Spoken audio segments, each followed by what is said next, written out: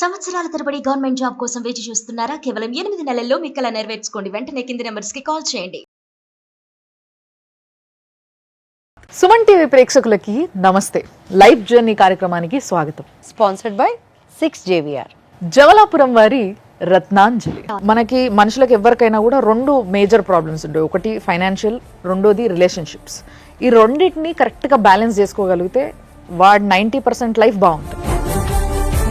Madam మా తమ్మునికి పోయిన సంవత్సరం May 21కి మ్యారేజ్ చేసిన మేడం. మ్యారేజ్ చేసిన నెక్స్ట్ డే మిడ్ నైట్కే అమ్మాయి వెళ్ళిపోయింది మేడం. పిల్ల గురించి తెలుసుకోలేదా మరి? వాళ్ళ ఇంటి ముందున్న అబ్బాయితోనే వెళ్ళిపోయింది మేడం. అంటే ఇక్కడ తల్లి తండ్రికి తెలిసే చేసిండ్రంటారు. అయితే ఇంట్లో చెప్పిన అమ్మ నాన్నకి వాళ్ళు ఒప్పుకోలేరు, నేను ఎట్లయినా సరే పెళ్లి చేసుకుని అక్కడ నుంచి అయినా పారిపోతా అని చెప్పింది మేడం ఆమె. మీరు పోలీస్ కంప్లైంట్ ఇచ్చారా? వాళ్ళు ఏమన్నారంటే పోతే పోని బాబు మీ భార్యనే కదా అని అంటుంది సార్. ఒకసారి హిందూ మ్యారేజ్ యాక్ట్ ప్రకారం జరిగిన తర్వాత ఆ అమ్మాయి పెళ్లి చేసుకోనికి లేదు. ప్రీమ్యాటల్ కౌన్సిలింగ్ అనేది కనుక ఇప్పుడున్న సమాజం కనుక స్టార్ట్ చేయకపోతే ఇంకొక 5-10 yearsకి పెళ్లి అనే వ్యవస్థ ఇండియాలో ఉండదు. ఈయన అమ్మాయి కూడా అయిపోయింది. ఇప్పుడు సడన్ గా పెళ్లి చేసుకుని వెళ్ళిపోగానే ఏంటంటే వీళ్ళకు ఇంటెన్షన్ ఇమీడియట్లీ అర్థం కాదు. ఒక 20 లక్షలు ఇస్తాము మా పిల్లని మీ దగ్గరనే పెట్టుకోండి అంటే పిల్ల లేచిపోయిన పిల్లని కూడా తీసుకుపోయి మళ్ళీ ఆమెకి ఇష్టానికి విరుద్ధంగా వీళ్ళకి అంటగట్టాలని చూడటము తప్పు. మాజీ హస్బెండ్ ఏనా ఆయన, లేకపోతే ఇప్పుడు ప్రెసెంట్ హస్బెండ్? ప్రెసెంట్ అయితే సుజీత్ ఉంది. Cheating case along with bigamy పెట్టచ్చు మీరు డెఫినెట్లీ. పెళ్ళయిన తర్వాత పిల్ల వెళ్ళిపోయింది, అమ్మాయి కూడా అయిన అల్లుడు నాశనం, జీవితం నాశనం, పైసలు వాయే, అన్ని వాయే. ఇప్పుడు సిగ్గు శరం లాంటివి ఏమీ లేకుండా రెండో బిడ్డను తీసుకొచ్చి మళ్ళీ ఈయన గంట పెడతాడట. ఎప్పుడైతే జీవితంలో మనకి మనుషులకు ఎవరికైనా కూడా రెండు మేజర్ ప్రాబ్లమ్స్ ఉంటాయి. ఒకటి ఫైనాన్షియల్, రెండోది రిలేషన్షిప్స్. ఈ రెండింటిని కరెక్ట్గా బ్యాలెన్స్ చేసుకోగలిగితే వాడు 90% లైఫ్ బాగుంటుంది, హ్యాపీగా ఉంటుంది. ఎప్పుడైతే ఈ రెండింటిని కలిపి చూడడం మొదలు పెడతామో, అంటే ఫైనాన్షియల్ అండ్ రిలేషన్షిప్స్, ఈ రెండింటిని ఇమోషన్ అండ్ ఫైనాన్షియల్, ఈ రెండింటిని ఎప్పుడైతే కలుపుతామో అప్పుడే అసలైన ప్రాబ్లమ్స్ అన్నీ మొదలైతాయి అనేది నాకు అనిపించింది. మన మొదటి గెస్ట్ నాగేశ్వరరావు గారు, పూజారి నాగేశ్వరరావు గారు. చాలా డైనమిక్ అడ్వకేట్. ఈయన మాట్లాడడం మొదలు పెడితే ఎంత పాయింట్ ఉంటుందో, ఆయన పనిచేయడం మొదలు పెట్టింది అసలు ఎవరికి కనిపించదు కానీ, ఎందుకంటే ఆఫ్ స్క్రీన్ కాబట్టి. కానీ ఇప్పుడు వరకు జరిగిన చాలా కేసెస్లో ఆయన ఇన్వాల్వ్మెంట్ లేకపోతే అస్సలు సాల్వ్ చేయడం ఇంపాసిబుల్. సార్ నమస్తే. అండ్ ఆవిడ మాట్లాడే విధానం చూస్తే ఎదురుగోళ్ళకి నిజంగా ఆమె చెప్పింది కరెక్టే, నేను మారిపోతే బాగుండు అన్న ఫీలింగ్ కలిగేలాగా ఒక మనిషిని మనస్సుని మెలేసే శక్తి ఉన్న వాయిస్ అది. సో ఆవిడే దివ్యవాణి గారు. అమ్మ నమస్తే. సో ఇప్పుడు వచ్చిన బాధ్యతలతోనో ఒకసారి మాట్లాడదాం, వాళ్ళ ప్రాబ్లం ఏందో చూద్దాము, దాని తర్వాత మనం దానిపైన డిస్కస్ చేసి ఏం చేయొచ్చు అనేది ఆలోచిద్దాం. అమ్మ నమస్తే. నమస్తే అండి. పేరు? నా పేరు విజయ్ మేడం. విజయ్. మీ పేరు? బబిత మేడం. ఓకే. ఏంది మీరిద్దరు? మా తమ్ముడు మేడం. తమ్ముడు. Okay okay. ఎక్కడి నుంచి వచ్చారు? వికారాబాద్. ప్రాబ్లం ఏంది మేడం మా తమ్మునికి పోయిన సంవత్సరం May 21కి మ్యారేజ్ చేసిన మేడం. మ్యారేజ్ చేసిన నెక్స్ట్ డే మిడ్ నైట్కే అమ్మాయి వెళ్ళిపోయింది మేడం. డబ్బు బంగారం అన్ని తీసుకుని వెళ్ళిపోయింది మేడం. డబ్బు బంగారం అంటే వాళ్ళ ఇంట్లో పెట్టిన కట్నమా, లేకపోతే? మా దగ్గర వాళ్ళు కట్నం పెట్టారు మేడం, పెళ్లి కొడుకు తరఫు నుంచే పెడతారు మేడం. మేము పెట్టినదే ఆమె పేరు మీద పెట్టుకుని డబ్బులు అవన్నీ అరేంజ్ చేసుకుని వెళ్ళిపోయింది మేడం. ఆమె ప్రీ ప్లాన్ తోనే వచ్చింది మేడం. ఎంత ఉంటుంది వాల్యూ దాన్ని? 4-5 తులాస్ ఉంటుంది madam gold, 40-50 tolas silver madam, 2 lakhs cash madam. Okay. అంటే పిల్ల గురించి మీరు తెలుసుకోలేదా? అంటే లవ్ మ్యారేజా, అరేంజ్ మ్యారేజా? Arrange marriage. Arrange marriage. పిల్ల గురించి తెలుసుకోలేదా మరి? అంటే తెలుసుకునే మేడం, మంచి అమ్మాయి అనే చెప్పారు మేడం. మరి ఇంతకు ఎందుకు పోయింది మరి? ఎవరితో పోయింది? వాళ్ళ ఇంటి ముందున్న అబ్బాయితోనే వెళ్ళిపోయింది మేడం. అంటే ఆల్రెడీ రిలేషన్ లో ఉందామే? ఉందంట మేడం. ఓకే. 14 years నుంచి లవ్ అంట మేడం వాళ్ళది. అంటే పెళ్ళైన నెక్స్ట్ డేనే వెళ్ళిపోయింది అంటున్నారు కదా. జనరల్గా పెళ్ళయిందంటే ఇంట్లో హడావుడి సందడి, బంధువులు అందరూ ఉంటారు కదా. అంతమంది ఉండగా అంత ఈజీగా ఎలా వెళ్ళిపోయింది? మీ ఇల్లు కూడా కొత్త కదా ఆమెకి, ఇంతకు ముందు రాలేదు, ఏ వస్తువు ఎక్కడుందో కూడా ఎవరికి తెలియదు. ఒక్క ఏకదమని ఎలా తీసుకెళ్ళిపోగలిగింది అవన్నీ? కరెక్టే మేడం అడిగింది. మేడం ఆమె మేము ఇచ్చిన వస్తువులన్నీ ఆమె పే మీదనే ఉన్నాయి మేడం. పైసలు వెండి ఎక్కడి నుంచి కలెక్ట్ చేసుకుంది మరి? అంటే మా తమ్ముని బెడ్రూమ్ లోనే ఉన్నాయి మేడం డబ్బులు అవన్నీ. వాళ్ళిద్దరు అన్నలు ఉంటున్నారు అయితే. ఈయన చైన్, ఆయన రింగ్ అది పెట్టింది అంతా అబ్జర్వ్ చేసింది మేడం ఆమె. పిల్ల మీతో మాట్లాడింది అంటే పెళ్లి ఫిక్స్ అయిన తర్వాత మాట్లాడినరా మీరు అంటే మామూలుగా మాట్లాడుతున్నారు మాట్లాడిపోయలేదు మేడం వాళ్ళ అమ్మ నాన్న వాళ్ళు ఏం మాట్లాడిపోయలేదు. మరి మీరు అడగలేదా ఒకసారి నేను మాట్లాడతా మరి ఏంది అని? ఆమె బిజీ ఉంది. అది ఒక రోజు మేడం ఆమె సైజు కొలతలకు షాపింగ్కి సిటీకి వచ్చిన మేడం, కొలతలకు డ్రెస్ అవి తీసుకొనికి వస్తే కూడా వాళ్ళ అమ్మ రంజాన్ పండుగకి వేరే దగ్గరికి వెళ్తే కూడా మేము వచ్చినందుకు ఆమె ఆ పండుగ వదిలిపెట్టి ఇక్కడికి వచ్చింది మేడం, ఏడా ఆమెతో కలుస్తామని. అంటే ఇక్కడ తల్లి తండ్రికి తెలిసే చేసిండ్రంటారు అయితే? ఆ అమ్మాయి అయితే అన్నది మేడం, ఇంట్లో చెప్పిన మేడం, ఇంట్లో చెప్పిన అమ్మ నాన్నకి వాళ్ళు ఒప్పుకోలేరు, నేను ఎట్లయినా సరే పెళ్లి చేసుకుని అక్కడ నుంచి అయినా పారిపోతా అని చెప్పింది మేడం ఆమె. పారిపోతే పెళ్లికి ముందు పారిపోతే అంటే వాళ్ళు అంటే తల్లి తండ్రి కూడా బ్లాక్మెయిల్ చేస్తుంటారమ్మా. రియల్ గా ట్రూ లవ్ అని అంటే వచ్చింది సరే ఇష్టం లేకపోయినా పెళ్లి చేసుకున్న కట్టుబట్టలతో వెళ్ళిపోయిందని అనుకోవచ్చు. ఆ ఇల్లు చూస్తే కూడా మేడం వెళ్ళిపోదని అనుకో మేడం, సీసీటీవీ మేడం, ఇంతే ఇల్లు సీసీటీవీ, మళ్ళీ గేట్ స్టీల్ గేట్ మేడం, మొత్తం అసలు ఇంత చీమ కూడా ఈగ కూడా పోదు మేడం ఆడ. సో ఇప్పుడు మీరు ఏం అడుగుతున్నారు? వాళ్ళతో మాట్లాడినరా? వాళ్ళతో మాట్లాడినాం మేడం. ఆయన మాకు ఇప్పినంటే అది గలీజ్ది వదిలేయండి, అది రోడ్ మీద దొరికింది, ఆమె రేషన్ కార్డు లేదు, ఆధార్ కార్డు లేదు, మాకు సంబంధం లేదు. ఎవరంటున్నారు? వాళ్ళ నాన్న. ఇవన్నీ ప్రధానంగా మీరు సరే ఆమె వస్తువులు అండ్ బంగారం తీసుకుని వెళ్ళిపోయింది కదా, డబ్బులు కూడా తీసుకుని వెళ్ళిపోయింది కదా, మీరు పోలీస్ కంప్లైంట్ ఇచ్చారా? ఇచ్చాం సార్. పోయిన రోజే పోయినాం సార్. ఏమన్నారు వాళ్ళు? వాళ్ళు ఏమన్నారంటే పోతే పోని బాబు మీ భార్యనే కదా అని అంటుంది సార్. ఎఫ్ఐఆర్ కూడా 3 days తీసుకుని సార్, అది కూడా చీటింగ్ కేసు పెట్టమంటే చీటింగ్ కేసు పెట్టలేదు. ఏ ప్లేస్ పోలీస్ స్టేషన్? వికారాబాద్. తర్వాత మిస్సింగ్ కేసు పెట్టారా? తర్వాత మిస్సింగ్ కేసే పెట్టారు సార్. ఆపోజిట్ నుంచి వాళ్ళ అమ్మ వాళ్ళ సెకండ్ మదర్, అమ్మాయి వాళ్ళ సెకండ్ మదర్ మాకు ఫోన్ చేసింది సార్. ఫోన్ చేసి అమ్మ మీ పోలీసు వాళ్ళు చేస్తుర్రో ఏమో వెతుకుతుర్రో లేదో, మంగళహాట్ పిఎస్లో అయితే ఆ అమ్మాయి ఉంది, మీరు రండి పోలీసు వాళ్ళు తీసుకున్నానంటే మేము మాకు ఉన్న ఏఎస్ఐని తీసుకొని మేము ఇద్దరం కలిసి వెళ్ళినాం సార్. ఆడ వెళ్తే ఆ అమ్మాయి వాళ్ళ అత్త ఇంకో ఆమె ఎవరో 3-4 ఆమె ఎవరో ఒక లీడర్ని అట్లా తీసుకొచ్చింది సార్. ఆ అబ్బాయిని అమ్మాయి ఉంది సార్, ఉంది. పోలీస్ అయినా కూడా ఏం చేసిన, ఏందమ్మా ఇట్లా పోయినావు కదా తీసుకెళ్ళినావు కదా అంటే, అవును మా నాన్నకి చెప్పినా ఒప్పుకోలేదు ఆయన, అందుకే నేను ఇట్లా చేయాల్సి వచ్చిందని చెప్పింది సార్ ఆమె. తర్వాత కేసు పరిస్థితి ఏమైంది? కేసు పరిస్థితి మేము డిఎస్పీ దాకా ఎస్పీ దాకా కూడా అట్లా పోయినాం సార్. అమ్మా చేస్తారు 2 సార్లు ఆయన ఏం చేయలేదు సార్. వాళ్ళు చేస్తారు అది ఒకటే, ఏదన్నా ఉంటే కోర్టులో వేయండి మీరు. లాయర్ దగ్గర కూడా పోయినాం సార్ మేము, కేసు వేయండి అని చెప్పినాం. అది కూడా 1 year దానికి వచ్చింది సార్, అది కూడా అప్డేట్ ఏం లేదు. ఏమన్నా అంటేనేమో స్టాంప్ లేదు, ఫైనల్ రిపోర్ట్ ఫైనల్ రిపోర్ట్ ఎవరు సబ్మిట్ చేస్తారు? పోలీస్ వాళ్ళు కోర్టుకు సబ్మిట్ చేస్తారు ఫైనల్ రిపోర్ట్ చేస్తారు. సో జడ్జి గారు మొత్తం పరిశీలించిన తర్వాత ఫైనల్ రిపోర్ట్ అకార్డింగ్ టు లా ఉందనుకోండి, ఇమ్మీడియట్లీ షార్ట్ షీట్ చేసేసి కోర్టులో కేసు స్టార్ట్ అవుతుంది. ఒకవేళ ఫైనల్ రిపోర్ట్ వేయటంలో ఏమైనా తేడా ఉంటే జడ్జి గారు రిటర్న్ చేస్తారు. ఆ కోర్టుకు సంబంధించి ఒక కానిస్టేబుల్ ఉంటారు, అది కంపల్సరీ ఫుల్ఫిల్ చేసేస్తారు ఎంబటే. ఎందుకు పెట్టరు వాళ్ళు ఎక్కువ. అమ్మాయి ఎక్కడుంది ఇప్పుడు? ప్రెసెంట్ హైదరాబాద్ అశోక్ నగర్ లో ఉంటుందని మేము తెలుసు మేడం, అంతే. వాళ్ళకి పెళ్లి జస్ట్ లివింగ్ పెళ్లి అయింది, చేసుకుంది. మేము 15 days వెళ్ళాం కదా మేడం, అది నల్లపూసలతో ఇట్లా తాళి చూపిస్తుంది, నేను పెళ్లి చేసుకున్నా, నాకు ఈయననే చేసాం, ఈయనతోనే ఉంటా. మా నాన్న వాళ్ళు మోసం చేశారు కాబట్టి నేను మీకు చేసి. మీరు అడగలేదా మోసం చేస్తే నువ్వు నీతి మంత్రాలు అయితే వెళ్ళిపోవచ్చు కదా, మా బంగారం ఎందుకు తీసుకెళ్లారు? బంగారం డబ్బులు. మీ కమ్యూనిటీ ఏముంది అంటున్నా? వాల్మీకి మేడం. అది అంటే మీరు హిందూసే కదా? హిందూసే సార్, ఇద్దరు హిందూసే, వాళ్ళు హిందూసే మీరు హిందూసే. ఆ పిల్ల వాళ్ళ సెకండ్ మదర్ ముస్లిం అట. సరే వాట్ ఎవర్, ఇప్పుడు అమ్మాయి అయితే హిందూసే, వీళ్ళ మ్యారేజ్ హిందూ యాక్ట్ ప్రకారం జరిగింది. హిందూ సార్. ఒకసారి హిందూ మ్యారేజ్ యాక్ట్ ప్రకారం జరిగిన తర్వాత ఆ అమ్మాయి పెళ్లి చేసుకోనికి లేదు, చేసుకుంటే అవును డైవర్స్ అవ్వకుండా పెళ్లి చేసుకోనికి లేదు. ఒకవేళ చేసుకుంటే మీకు 494 కేసు, మళ్ళీ కొత్త కేసు పెట్టచ్చు మీరు పోలీస్ స్టేషన్లో, 494 పెట్టచ్చు, ప్లస్ మీరు డైవర్స్ అప్లై చేసుకోవచ్చు. ఓకే. సో ఇప్పుడు మీకు ఏదైతే తీసుకొని పోయిందో ఆ పిల్ల వస్తువులు కానీ పైసలు కానీ అవి రిటర్న్ ఇచ్చేయాలి, అంతే మేడం. అది మీరు తల్లిదండ్రులను అడిగితే ఏం చెప్తున్నారు వాళ్ళ తల్లిదండ్రి? వాళ్ళు గలీజులు పెట్టా వదిలేయండి అంతే, అంతే. లేదు నేను ఇప్పిస్తా అవన్నీ ఏం లేదు. అంటే వాళ్ళకు కూడా తెలిసి జరిగింది కాబట్టి, వాళ్ళు అమ్మాయిని ఫోర్స్ చేసింది కాబట్టి ఇప్పుడు ఆ అమ్మాయి దగ్గరికి వెళ్ళి అడిగే అంత ధైర్యం ఉండకపోవచ్చు.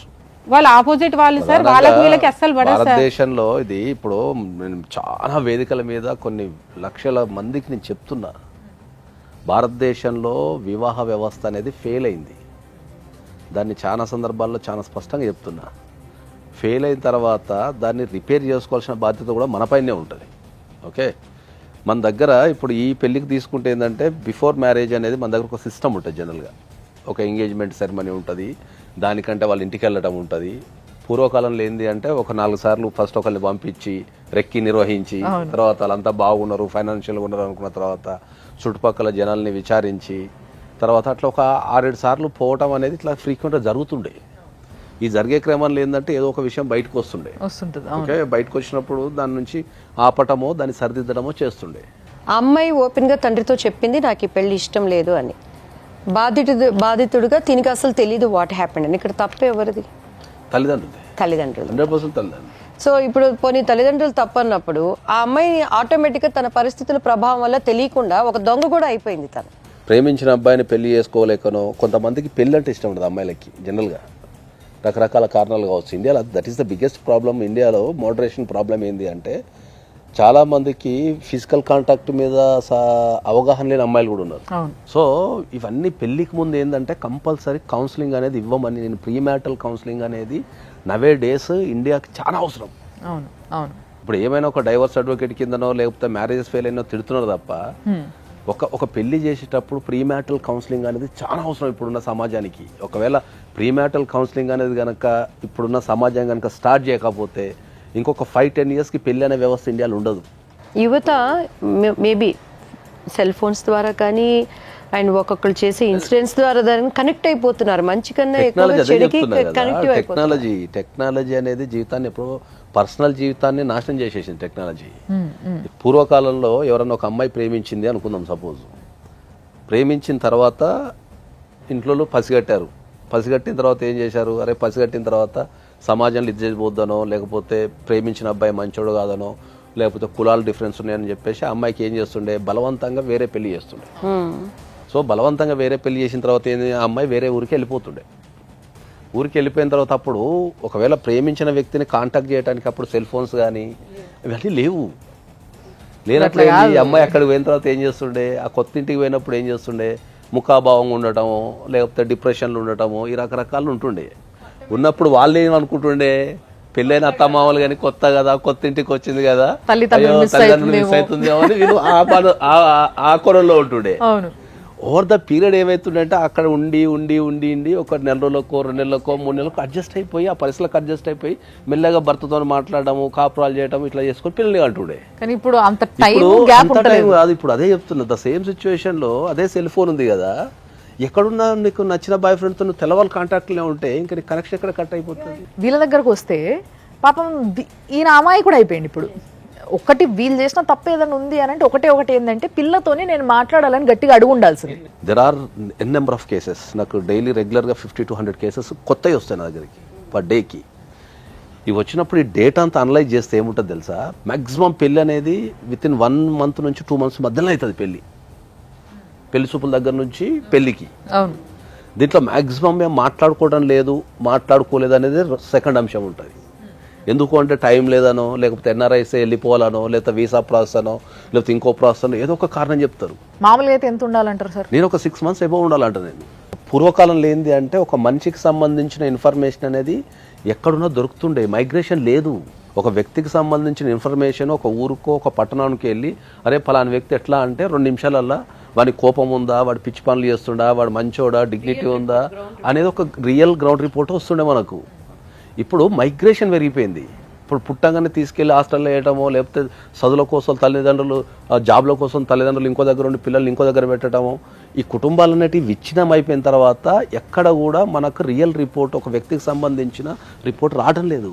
మీరు ఏం చదువుకున్నారు? మీరు inter discontinue sir. Inter discontinue చదువుకున్నారు. ఏం పని చేస్తున్నారు? ప్రైవేట్ జాబ్ మేడం, బ్యాంక్లో. బ్యాంక్ ప్రైవేట్గా చేస్తాను.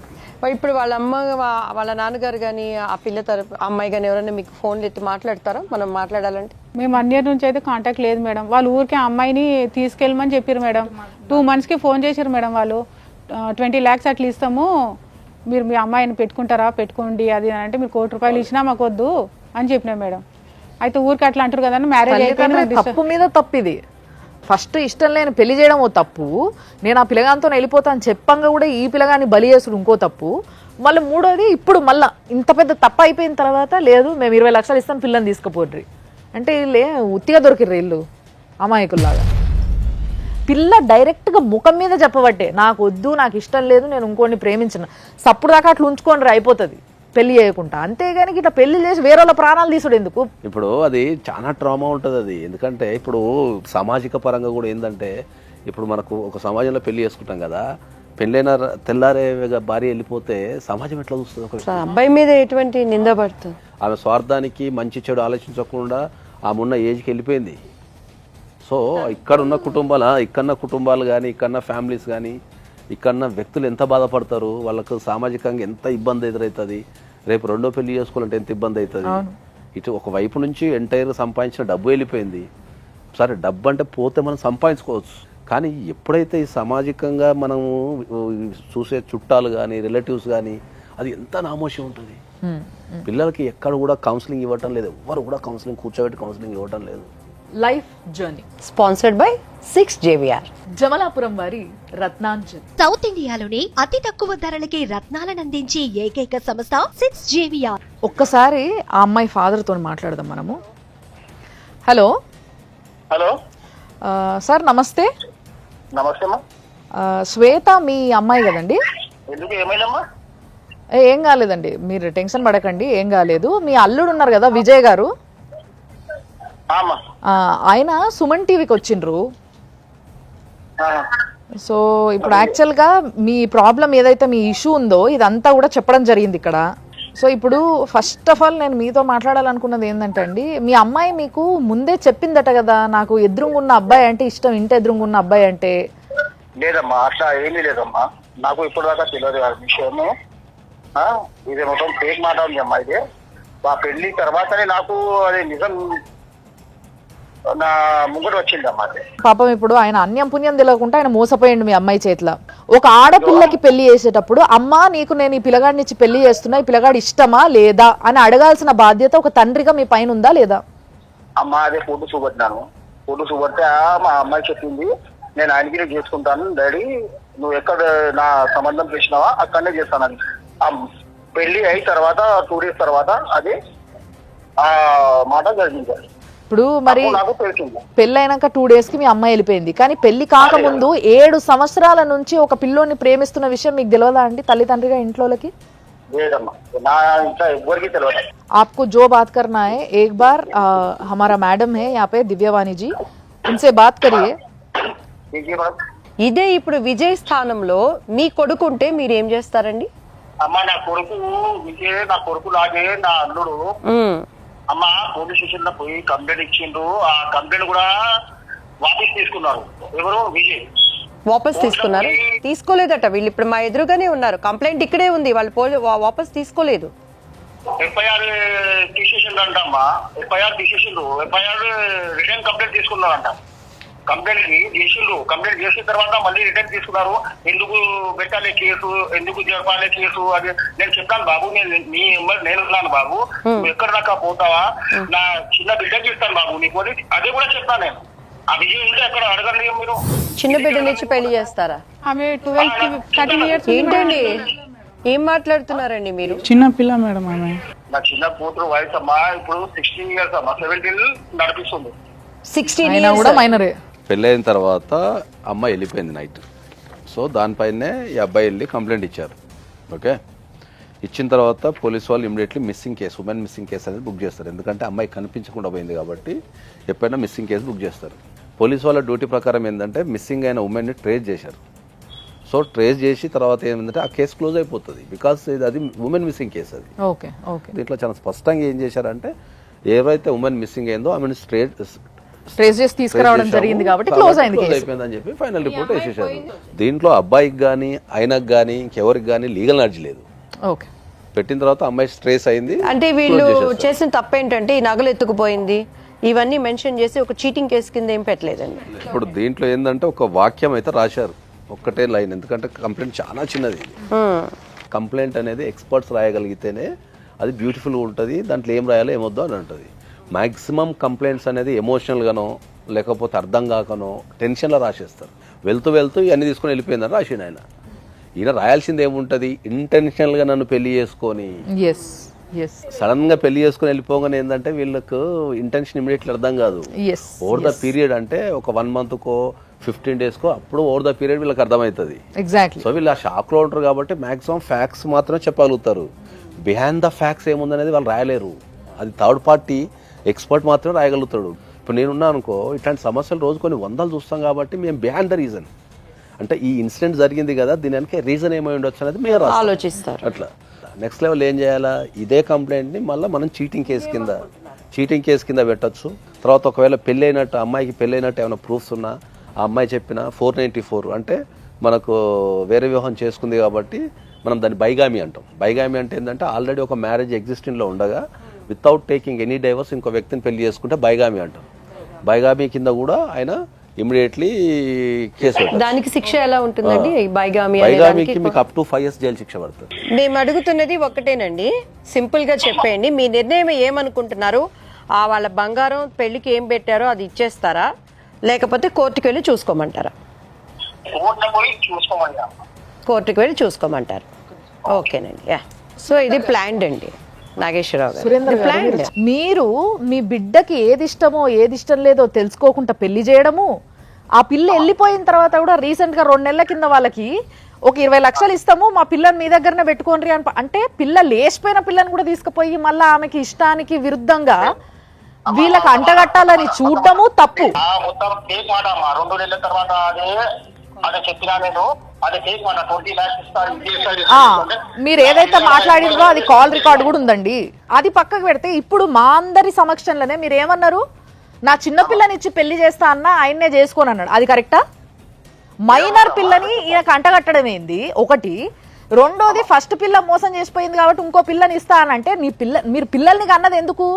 ఇట్లా ఎవరికి పడితే వాళ్ళకి ఇష్టం వచ్చినట్టు వరుస పెట్టి పెళ్లిళ్ళకి ఇచ్చేసేటందుక? అంటే మీ అభిమానము, మీ యొక్క ప్రెస్టేజ్, మీ యొక్క మర్యాదనే ఇంపార్టెంటా మీకు? ఆడపిల్లలంటే మీకు అంత ఇదిగా అనిపిస్తున్నారా? అంత మాట లేదమ్మా నాకు. ఎందుకంటే నా అల్లుడు మంచోడు. అవునండి, మీ అల్లుడు మంచోడు కాబట్టే సైలెంట్గా ఉన్నాడు. ఇక్కడ దాకా వచ్చింది సైలెంట్గా ఉన్నాడు. అదే జర్ర కొంచెం తెలిసి ఉండి జర గట్టిగా ఉండుంటేలే ఈ పాటికి 4 తగిలి ఇచ్చేటోడు వచ్చి. चावलाल को मालूम है बाबू, तुम्हारी शादी मेरी छोटी बेटी के सन्मान करता हूँ. अभी मेरी बेटी 16 years की है. अभी तुम्हारे को 2-3 साल सबर करो बेटा. मैं 3 साल सबर करे तो मैं तुम्हारी शादी करता हूँ. मुझे बोला आपके बेटी से पूछे क्या इनको शादी करने के लिए तैयार है उन्हें? अरे अम्मा मेरे को ये बात समझ में नहीं आ रही अम्मा. ये लोग क्या बोलना चाह रहे हैं, क्या करना चाह रहे हैं लोग? सुनो सुनो सुनो, जिसके पर ज्यादा था आपके जो बेटी है, आपके जो सेकंड बेटी है, सुनो आप, जब मैं बात कर रही हूँ आप सुने तो आपको समझ में आते. मेरी बेटी को मेरा फ्यूचर देखना है. मेरी बच्ची का वो मर गई मेरे लिए. मर गए मेरे लिए. उसके ऊपर क्या केस बुक करते क्या करते कर लो. अच्छा बोल रहा है करो बोलते बोलो जाके. अरे तुम केस फाइल करो भाई. मेरे एडवोकेट को भी बोला मैं. ఇంతకన్నా దరిద్రమైన తల్లి తండ్రులు ఎవ్వరు ఉండరని నేను డైరెక్ట్ చెప్తా. అరే బిడ్డకి పెళ్లి చేసిర్రు, ఆ పిల్లకి ఇష్టమా లేదా? లేదు.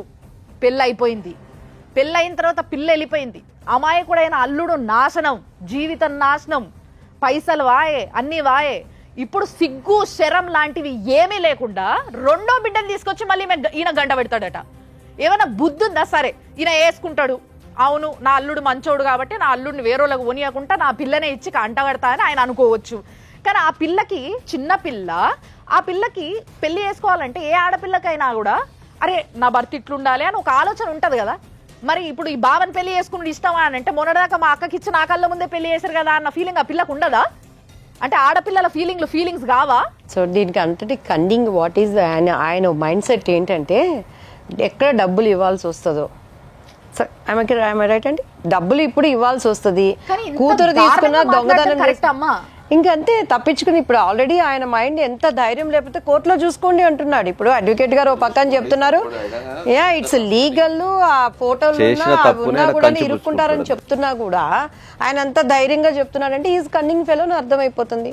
సో మీరు ధైర్యంగా ఉండి అడ్వకేట్ గారిని సంప్రదించి, మీరు ఇంక్లూడింగ్ మీ అత్తామామల మీద కూడా మీరు చీటింగ్ కేసు పెట్టచ్చు. ఫస్ట్ అత్తామామల చీటింగ్ కేసు పెట్టచ్చు. Cheating case along with bigamy పెట్టచ్చు మీరు డెఫినెట్లీ. రెండోది వచ్చేసి మీరు కంపల్సరీ డైవర్స్, ఒకవేళ మీకు కావాలి అనుకుంటే మీరు డైవర్స్ 494 పెట్టుకుంటే మీకు డైవర్స్ ఈజీగా వచ్చే అవకాశం ఉంటుంది. తర్వాత మీరు డైవర్స్తో పాటు మీరు డైవర్స్లో కానీ లేకపోతే సపరేట్గా కానీ ఇప్పుడు ఆమె ఎత్తుకెళ్ళిన బంగారం అండ్ మనీ రికవరీ సూట్ కూడా వేసుకోవచ్చు. మీరు శ్వేత మాట్లాడుతున్నావు అమ్మా? నేను శ్వేతనే మాట్లాడుతున్నా మేడం. ఓకే అండి, నేను సుమన్ టీవీ నుంచి మాట్లాడుతున్నా. మీ మాజీ హస్బెండ్ విజయ్ ఉన్నాడు కదా, ఏంలే మాజీ హస్బెండ్ ఏనా ఆయన లేకపోతే ఇప్పుడు ప్రెసెంట్ హస్బెండ్? ప్రెసెంట్ అయితే సుజీత్ ఉంది. సరే, ఇప్పుడు ఇంతకుముందు విజయ్ అనేట నేను పెళ్లి చేసుకున్నావు కదా తల్లి, ఆ, మీ తల్లిదండ్రులు పెళ్లి చేసిరు కదా నీకు బలవంతంగానో ఏదో ఒక విధంగా, ఆ, ఆయనకు విడాకులు ఇచ్చినావు అమ్మ నువ్వు? ఇయ్యలే. మరి ఇవ్వకుంటూ ఇంకో పెళ్లి ఎట్లా చేసుకుంటావు అమ్మ నువ్వు? అది మొత్తం ఖతం అయిపోయింది కదా, మేము పిఎస్ లో మాట్లాడినాం. పిఎస్ లో అమ్మ ఖతం అయిపోయింది అని ఎప్పుడు అంటారు తెలుసా? నువ్వు డివోర్స్ ఇచ్చినప్పుడు అంటారు. డివోర్స్ ఎందుకు ఇవ్వలేదు మరి? నువ్వు డివోర్స్ ఇచ్చేసి వాళ్ళ సొమ్ములో ఏవైతే పట్టుకపోయినా అవి వాళ్ళకి ఇచ్చేసి నువ్వు ఎవరితో నువ్వైనా బాధ ఉండేది కాదు కదా. పాపం ఆ పిల్లగాడు అట్లా ఉన్నాడు కదా. ఆయన కూడా వేరే పెళ్లి చేసుకున్నా మేడం, ఆయన కూడా వేరే పెళ్లి చేసుకుని, నేను కూడా వేరే పెళ్లి చేసుకున్నా. నీ మాజీ హస్బెండ్ విజయ్ ఇక్కడనే ఉన్నాడు. అయ్యా నీకు ఇంకో పెళ్లి అయిందా? పెళ్లి చేస్తారా? నిజం చెప్పండి. కాలేదు మేడం. నీకు ఎవరు చెప్పారు ఆయన పెళ్లి అవసరం అయిందని? లేదు మేడం, నేను ప్రెగ్నెంట్ ఉన్నా, ఎక్కువ నాకు అవసరం లేదు. 8 months నడుస్తుంది, నాకు అవసరం లేదు ఎవరితో. సరే, మరి ప్రెగ్నెంట్ ఉన్నావు కదా, ఓకే. వాళ్ళు నీ పైన కేసు వేసుకుంటారంట. వాళ్ళు నువ్వు విడాకులు ఇవ్వకుండా పెళ్లి చేసుకున్నావు కాబట్టి అది కరెక్ట్ కాదు. దానిపైన వాళ్ళు కేసు వేసుకుంటారంట. అదే చెప్పడానికి ఫోన్ చేసిన, ఓకేనా? నా హస్బెండ్ వచ్చినాక మాట్లాడిస్తా. సరే, మంచి. కనీసం ఆ అమ్మాయికి ఉన్నంత స్పష్టత కూడా మీకు లేకుండా పోయింది లాలో.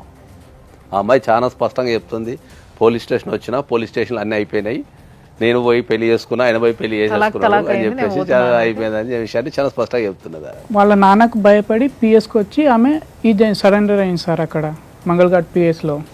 అంతే, భయపడి వచ్చింది అంతే. కానీ ఏం దీంట్లో నిజం చెప్పాలంటే ప్రధానంగా అన్ని తప్పులు మీ సైడ్ నుంచి ఉన్నాయి.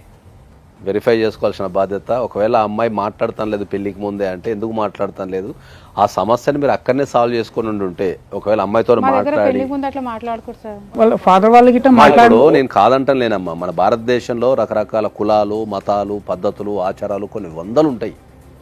ఇప్పుడున్న సమాజంలో పెళ్లికి ముందు కంపల్సరీ మాట్లాడాల్సిన అవసరం ఉంది. సో అక్కడ ఒక తప్పు జరిగిపోయింది. దాని తర్వాత ఏమైంది, లీగల్గా తీసుకునే ప్రొసీడింగ్స్ కూడా చాలా గట్టిగా లేవు. అది మెయిన్, దట్ ఈస్ మెయిన్ అండి.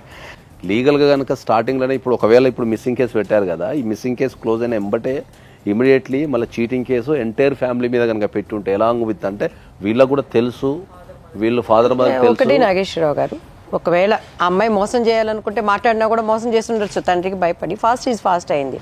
ఇప్పుడు వీళ్ళకి కావాల్సింది ఏంటి?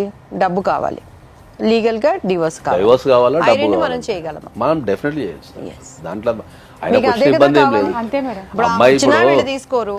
దీంట్లో డైవర్స్ చాలా ఈజీగా వచ్చేస్తుంది. ఎందుకంటే ఆల్రెడీ అమ్మాయి వేరే మ్యారేజ్ చేసుకుంది, ఆల్రెడీ కన్సీవ్ అయిపోయింది, కాబట్టి ఆమె దొరికిపోయింది. ప్రెగ్నెన్సీ లేదు అంటే మనం మ్యారేజ్ని ప్రూవ్ చేయడం కష్టం. తనే నోట్తో చెప్తుంది, నోట్తో చెప్తుంది. మనకు అక్కడ రేపు కోర్టుకు పిలిచినా కూడా సాక్ష్యాలు ఉంటాయి, పిల్లలు ఉంటారు. కాబట్టి ఆయనకు డైవోర్స్ అనేది చాలా ఈజియెస్ట్ ప్రాసెస్. రెండోది క్రిమినల్ కేసు అనేది కూడా ఆయన పెట్టుకోవచ్చు. తను ఏమైతే దొంగతనంగా తీసుకువెళ్ళిపోయిందో ఆ వాళ్ళకి క్యాష్ కానీ ఆ సొమ్ము ఈ కేసులో డెఫినెట్లీ వస్తాయి. సో ఇప్పుడు వరకు మీరు తెలుసో తెలియకనో చేసిన తప్పులు ఏవైతే ఉన్నాయో వాటిని సరిదిద్దుకుంటూ మీరు ఇప్పుడు కొంచెం ఆ గైడెన్స్లో మీరు ఏమేమి కేసులు వేయాలి, ఎట్లా వాటికి తగ్గట్టుగా మీరు ఇది చేసుకోవాలనేది చూసుకొని చాలా మంది మన దగ్గరకు వచ్చిన maximum cases 100 out of 100 cases వాళ్ళు ఎంత చదువుకున్న వాళ్ళైనా చదువు లేని వాళ్ళైనా చేస్తున్న తప్పు ఎక్కడుంది అని అంటే చట్టాలు తెలుసుకోకపోవడం. సో చట్టం అనేది కొంచెం నాలెడ్జ్ ఉంటే దానిపైన ఏ టైంలో ఏ కేసు వేయాలి, మన వైపు ఏముంది వాళ్ళ వైపు ఏముంది అనే నాలెడ్జ్ తెచ్చుకుంటే ప్రతి ఒక్కరికి కష్టము నష్టము చెప్పిరావు, వచ్చినప్పుడు వాడుకోవడానికి ఉంటుంది. ఇక్కడ తింది తప్పులేదు. మన సంప్రదాయాలు మాట్లాడుకుంటారు, కొంతమంది మాట్లాడుకోరు. ఇప్పుడు కల్చర్ పెరిగింది sir, to be frank. Second one వచ్చి జనరల్గా నేను ఒక అడ్వకేట్ దగ్గరికి వెళ్తాను. ఇప్పుడు ఆ ప్రాబ్లంలో నేనే ఉన్నాను. అడ్వకేట్ నీతిపరుడుగా ఉండాలి, అడ్వకేట్ తన పక్షాన నిలబడేవాడిగా ఉండాలి. ఎందుకంటే మనం లాయర్స్ కాదు, మనకి తెలియదు, ఎప్పుడు ఉండరు. కాకపోతే ఈ ప్రోగ్రాం ద్వారా మంచి చదువులు చదువుకున్న అడ్వకేట్స్ కానీ చట్టాలని సంరక్షిస్తూ వాటి గురించి తెలుసుకున్న వాళ్ళు కూడా, ఇప్పుడు మీరు ఒక కేసు చెప్పారు కదండి, దాని పేరేంటి? బైగామి అనేది ఉన్నది. ఇంతవరకు ఆ పేరే నేను కొత్తగా వింటున్నాను. సో ఈ సమస్య రాబట్టి మనకు తెలుస్తుంది. వచ్చినప్పుడు అడ్వకేట్స్ కూడా టు బీ ఫ్రాంక్గా వాళ్ళకి తెలియచెప్పి చేసినప్పుడు డెఫినెట్గా వాళ్ళు విన్నర్స్. ఇప్పుడు ఆ అబ్బాయికి అమ్మాయిని సంసారం చేయాలని లేదు, తనకు మోసపోయాడు, డైవర్స్ కావాలి, వాళ్ళ డబ్బు వాళ్ళకి కావాలి. దీంట్లో ప్రధానంగా వీళ్ళకు ఈ పోలీసు వ్యవస్థ నుంచి కూడా అంటే వాళ్ళు ఇక్కడ పేపర్ డాక్యుమెంటేషన్ ప్రకారం అయితే ఇక్కడ కరెక్టే ఉంది, కానీ పోలీస్ స్టేషన్లో ఏం జరిగింది అనేది కానీ ఆయనకు సరైన నాలెడ్జ్ లేదు. జనరల్గా ఆయనకు సరైన నాలెడ్జ్ ఇవ్వాల్సిన బాధ్యత పోలీసు వాళ్ళ మీద కూడా ఉంటుంది. భారతదేశంలో కానీ ఈ భూప్రపంచంలో ఏ దేశంలో అయినా సరే పోలీస్ వాళ్ళని చూసినా, పోలీస్ స్టేషన్ అన్నా, పోలీస్ స్టేషన్కి వెళ్ళాలన్నా, పోలీస్ వాళ్ళతో మాట్లాడినా ఒక రకమైన భయం ఉంటుంది. ఆ భయాన్నే జనరల్గా ఏమంటారు అంటే టెక్నికల్ టర్మాలజీలో ఏమంటారు అంటే కాఫియో పోబియా అంటారు. దట్ ఇస్ ఒక పోబియా అది. ఓకే. అంటే వీళ్ళు పోలీస్ స్టేషన్కి వెళ్ళినప్పుడు వాళ్ళకి కావాల్సిన ఇన్ఫర్మేషన్ అడగలేరు. ఇప్పుడు ఈ కేసులో నాకు ఇన్ఫర్మేషన్ ఇవ్వండి, అసలు ఏం జరిగింది, ఆయనకు మినిమం ఒక అంటే ఏమంటాడంటే ఆయన ఇప్పుడు వచ్చి మనతోని షార్ట్ షీట్ ఫైనల్ రిపోర్ట్కి ఏదో స్టాంప్ పెట్టలేదు సార్, దానివల్ల రిటర్న్ అయింది అని చెప్పి చెప్తున్నారు. సో అక్కడ పోలీసు వాళ్ళకి ఇచ్చేంత అంటే వాళ్ళు ఉండే బిజీలో వీళ్ళకి ఇన్ఫర్మేషన్ ఇచ్చి వీళ్ళకి కౌన్సిలింగ్ ఇచ్చేంత ఉండదు. పోలీసు వాళ్ళు మన రక్షణ కోసము, మన ఎదుగుదల కోసము, మన అభివృద్ధి కోసం ఉంటారు.